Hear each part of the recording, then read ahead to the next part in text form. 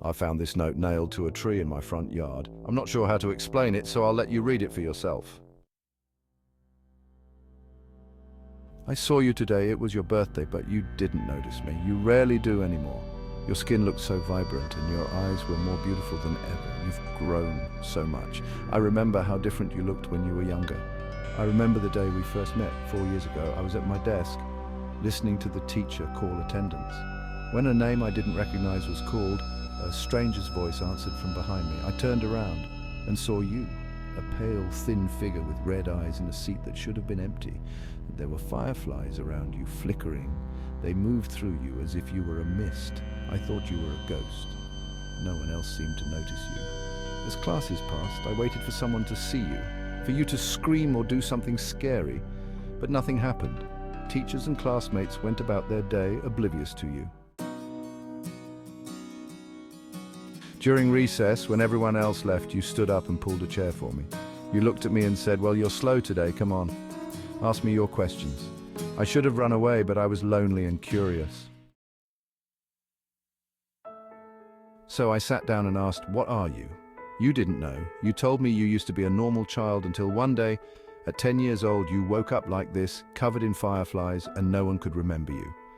Every day, I would notice you, talk to you, and then forget you. For the past 3 years, you'd been alone. Your story seemed unbelievable, so I didn't believe it. I thought it was a prank. You asked me to continue my story from the previous day, a horror story I had only thought about but never told anyone.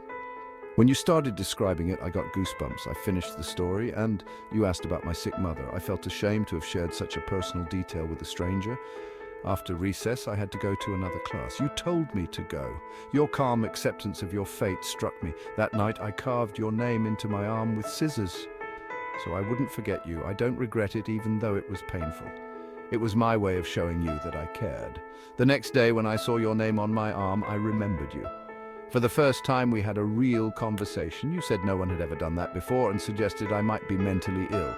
That stung, but we kept talking. I wondered if you preferred it when I didn't remember you. One night, as I was staring at your name on my arm, a rock shattered my window. You were outside, yelling that we should hang out. You were bad at talking to people after so many years alone, but we had time. For the next 2 years, we spent most of our free time together. We talked a lot. You told me about your life and how you survived in your old house, unnoticed by your parents. I sometimes thought you were a part of my imagination, but the scars on my ear from your bites proved otherwise. Your condition worsened, your skin grew paler, and your eyes were always red. One winter morning, I forgot about you because I wore a long-sleeve jacket that covered your name on my arm. I only remembered when you ripped my sleeve and I saw your name again. We spent the next year in the library, researching the fireflies. We compiled a list of names and books, trying to find a clue. One night you found a picture of 2 figures in the woods covered in fireflies. They looked like you.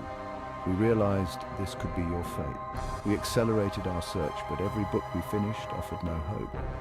One day, I found a journal from a mental patient named Joey, who detailed how he used fireflies to make people forget.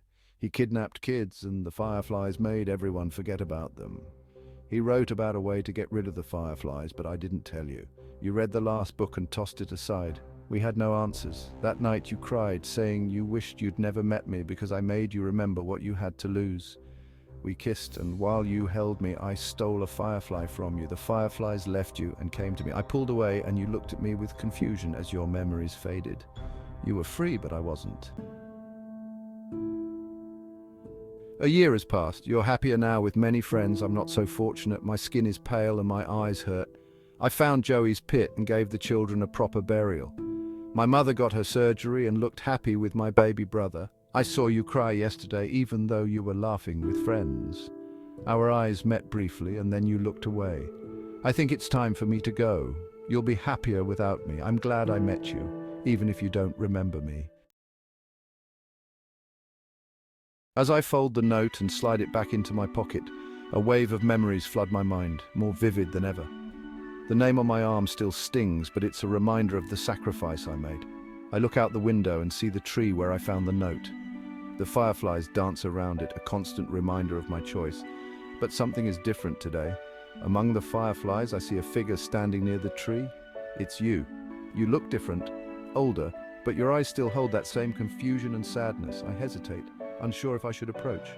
But then you look up and our eyes meet, and for the first time in a year I see a spark of recognition. I step outside, my heart pounding. As I walk towards you, the fireflies part, forming a path. You don't move, just watch me with those eyes that have haunted my dreams.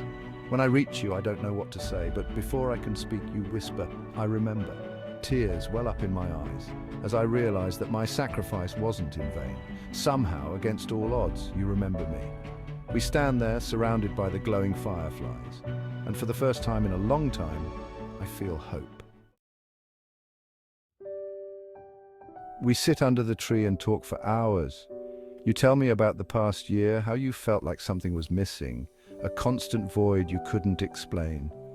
I share my own struggles, the loneliness, the pain, but also the moments of clarity and purpose I found in helping others. As the sun sets, casting a warm glow on your face, I realize that this isn't the end of our story. We have a chance to start anew, to fight the fireflies together, and find a way to break the curse for good. You reach out and take my hand, and I feel a surge of determination. We might not have all the answers, but we have each other, and that's enough to face whatever comes next. Sometimes I still feel the weight of the fireflies, their whispers filling my mind with doubts, but now I have a reason to fight. We have a reason to fight, and together I know we can find a way to end this cycle and reclaim our lives.